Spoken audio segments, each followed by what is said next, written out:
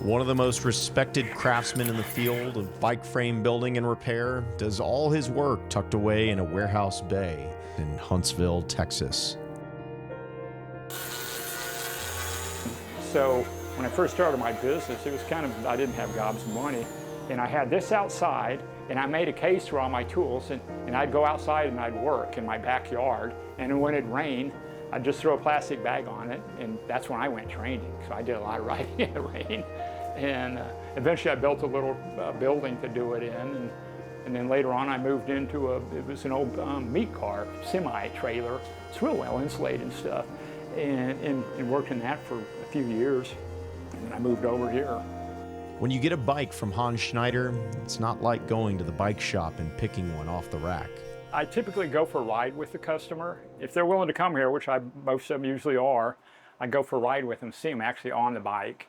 And it's kind of a relaxing place to talk about what their expectations are and stuff. And there's things that you'll see that you won't on a fit cycle or something like that. And, you know, and then from there I sit down and go over with them what I'm wanting to do. And I draw it up on a drafting board. Everybody goes, oh, you should do it in CAD. And it's like, I just like drawing it life size, and it makes me feel good. I'm pretty quick to tell people, especially if they're interested in one of my frames, that I've raced quite a bit. People start talking about, well, I wanted the bike to do this. Because of my background, I understand. I really ride, and I've really done all these things, so I know what people are talking about. A lot of people are really good machinists or whatever, and they can, you know, they can do a quality bike, but they don't understand that part.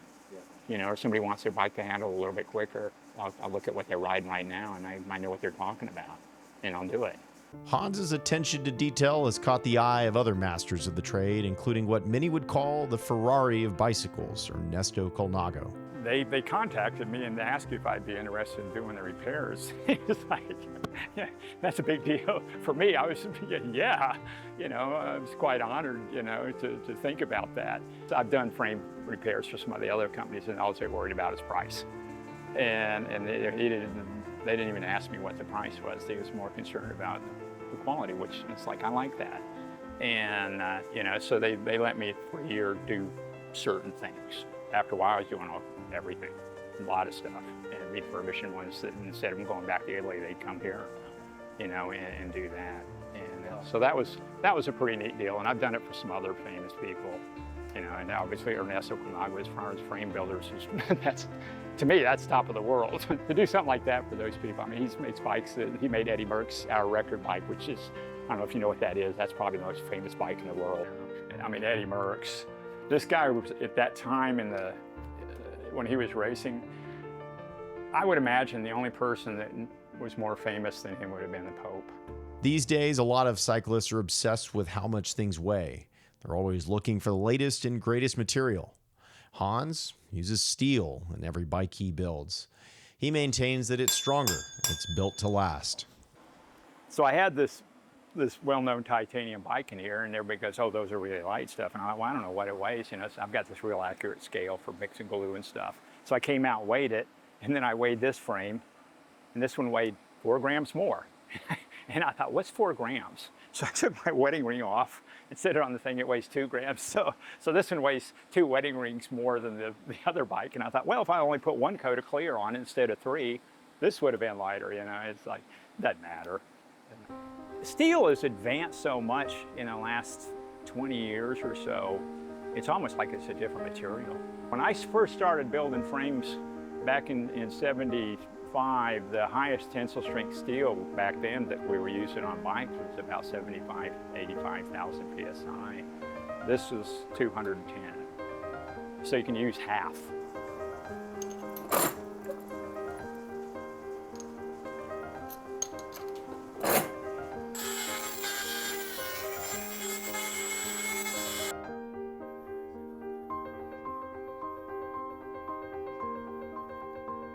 I don't buy into our throwaway society thing too much, and you know, so if you can fix something and it's as good as new, why not do it that way and instead of just chunk it?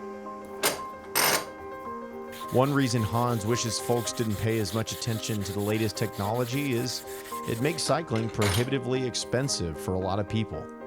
I wish there was a whole lot more people ride bikes and racing bikes and all that stuff than there are. I think that would be better for society and for the bike industry in reality, but anyhow.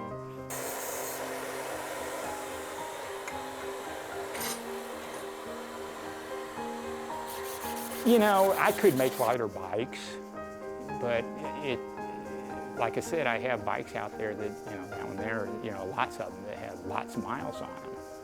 And, you know, if I made them lighter to a certain point, would they do that? No. They'll last forever. The rust is an issue that you'll see.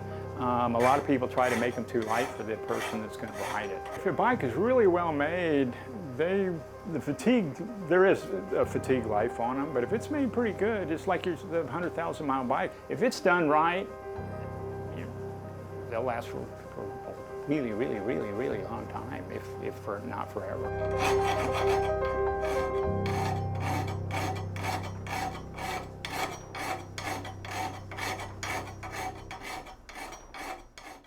If you love Texas as much as I do, we've got plenty of other stories for you to check out, and we hope you'll continue to hop in and travel with me. My name is JB Salceda, and this is Texas Country Reporter.